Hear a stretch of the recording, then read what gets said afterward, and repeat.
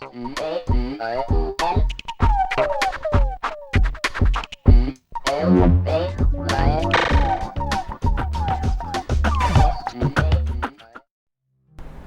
guys!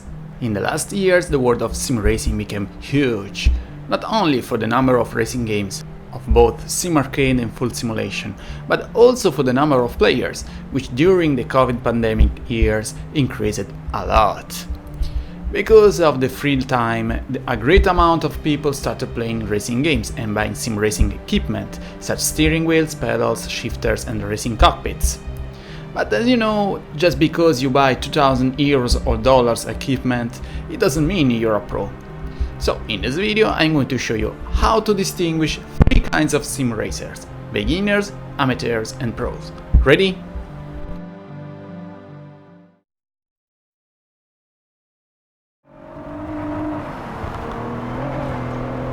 Beginners. As the name itself says, they're beginning their career. Maybe they know the bases, like the racing line, but their drive is quite imprecise and they tend to do a lot of mistakes. Usually they don't know the most famous tracks like Silverstone, Brands Hatch, Barcelona, Suzuka, etc. But despite that, compared to amateurs and pros, beginners have one positive side which the other two don't have. They improve pretty fast. Compare a beginner on a new track with the same beginner on the same track after 2 hours and you wouldn't be able to tell if it's the same person who's driving.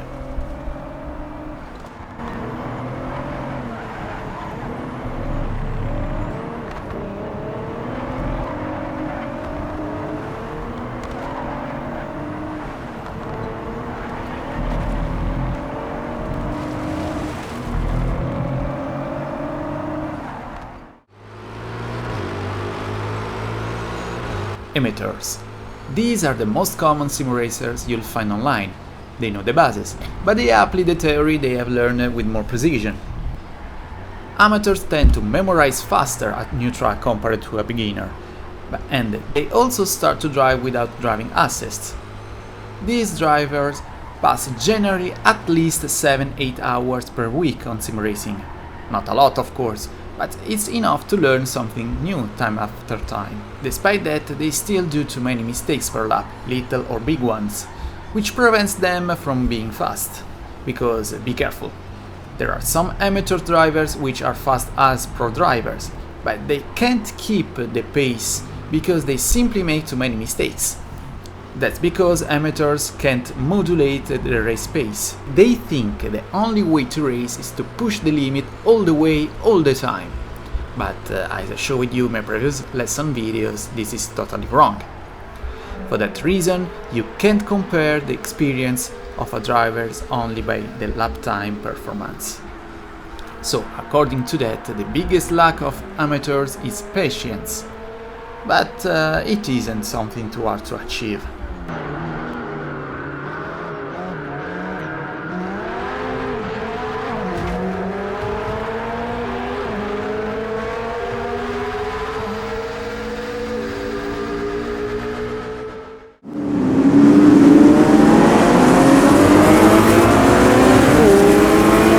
Professionals. We consider pro driver all veterans which have a great experience on sim racing, generally at least 3 years, but some people could need more or less years to reach this status. Not only they are very fast on track, but thanks to their experience they recognize their mistakes and the others' mistakes. Basically, they can objectively identify other pro drivers, amateurs and beginners just by observing their driving style. Generally, pro drivers pass at least, and I repeat, at least 15 hours per week on racing games. Then there is a branch of pro drivers which we call in sim racing slang aliens. Who are these aliens? Aliens are generally very competitive drivers and esports competitors. Usually we see their lap time in the worldwide top 50. What's the difference between pros and aliens? Just the lap time in this case, because both pro and aliens have a real low mistake per lap ratio and they know all the theory concerning drive and setup.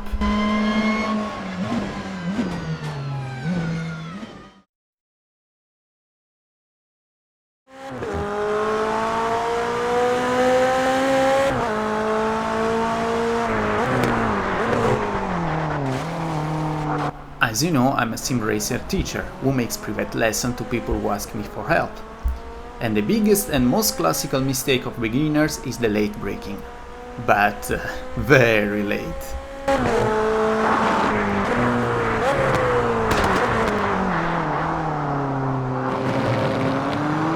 They think if they brake late, they're fast. But how many times I told you to respect the golden rule of sport driving? Slow in, fast out. Of course, if you enter the corner slower, you have the impression to drive too slow. That's why beginners completely ignore the importance of the braking part.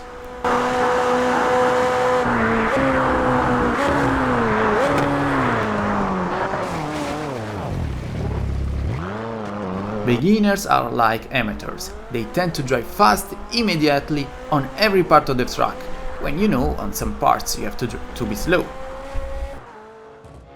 Beginners also lack in sensitivity. Sensitivity with steering, throttle and brake.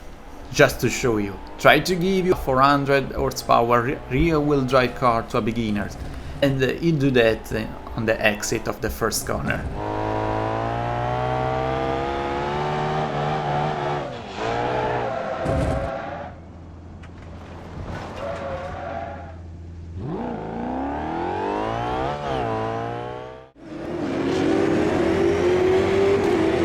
As I told you before, amateurs have theory knowledge and a certain amount of practical experience, but they tend to drive too fast and they don't modulate the race pace.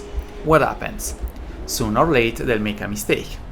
Like too wide exit, a little spin, they miss several apexes, and all these mistakes separates them from the line which defines amateur drivers and pro drivers.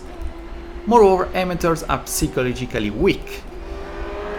Usually in a battle against another opponent they lose their cool, and they tend to lose their battle because their own mistake. At the end their opponent can thank them for the easy pass.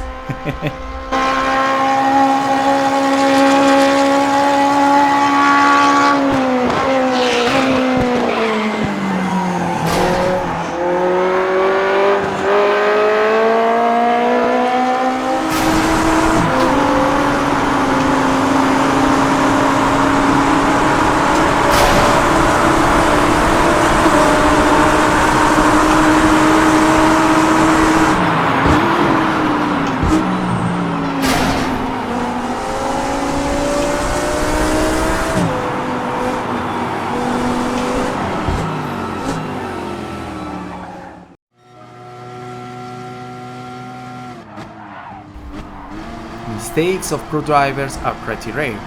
For that reason the biggest ones are the most spectacular ones, because you don't expect them.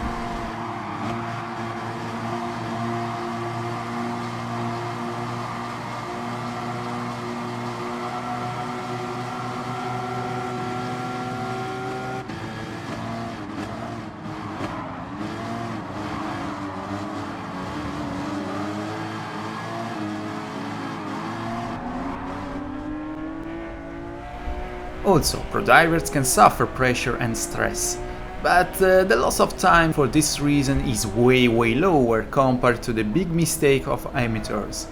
But in any case, the psychological factor is a key point, as I showed you in my previous battles. Let's say the most common mistakes of pro drivers are mainly tactical. Tactical for their race pit stop strategy, for example, or also for a battle, constantly asking to yourself which side you have to keep before a corner to get finally the inside and win the battle, etc.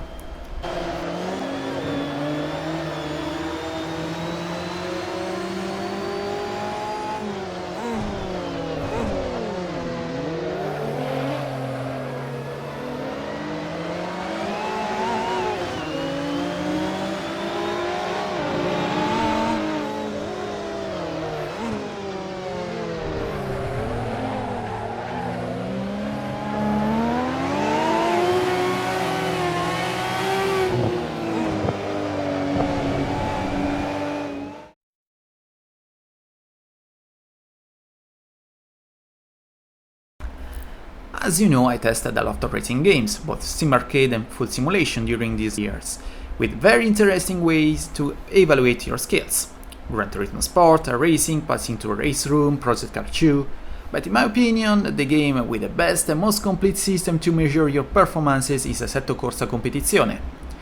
It features the track competence rating, which evaluates your knowledge of track, like respecting the racing lines. Then there is the consistency rating, which measures your consistency, so your ability to drive fast without doing mistakes.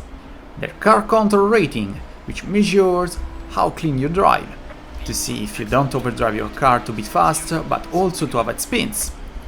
The pace rating system, which measures the ability to repeat the same lap time, lap after lap, to show your comfortable race pace.